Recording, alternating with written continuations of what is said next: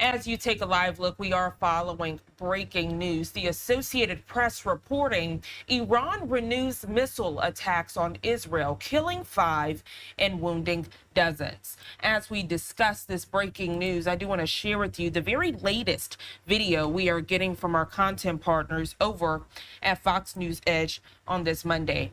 Transitioning your screen now to show you that latest video. This as the Associated Press reports Iran fired a new wave of missile attacks on Israel early this Monday, triggering air raid sirens across the country as emergency services reported at least 5 killed and dozens more wounded in the 4th day of a conflict between the regional foes that showed no sign of slowing. One missile fell near the American consulate in Tel Aviv, causing minor damage. U.S. Ambassador Mike Huckabee reporting this on X, going on to say there were no injuries to American personnel. We do know Iran announced it had launched some 100 missiles and vowed further retaliation for Israel's sweeping attacks on its military and nuclear infrastructure, which have killed at least 224 people in the country since last Friday.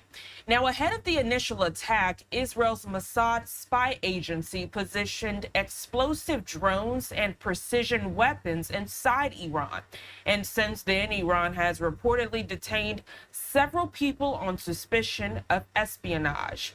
On this Monday, authorities hanged a medical doctor who had been in prison since 2023 after being convicted of supplying Mossad with, quote, sensitive and classified information, that coming from an Iranian state-run television report to the Associated Press.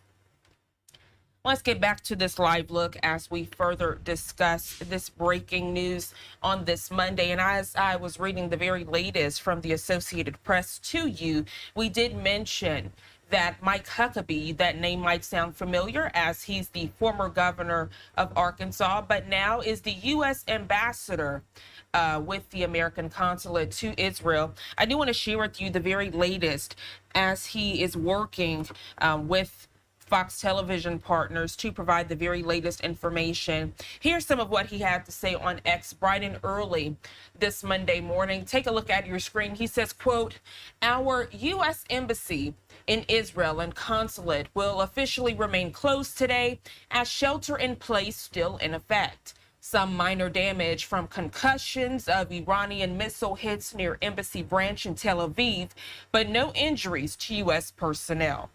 That's just one of the tweets that he put out. Also putting this out as well, he says, quote, thanks for those checking on your team working for the U.S. Embassy. For any of the 700,000 Americans living in Israel, check embassy website for updates, of course, as this relates to travel advisories, airport reopening, or official U.S. Embassy operations. And we do have one more from Ambassador Mike Huckabee. It says, quote, some confusion. There were no injuries to U.S. personnel at U.S. Embassy branch. The minor damage to property were from the shock waves, which means concussions from the nearby blast.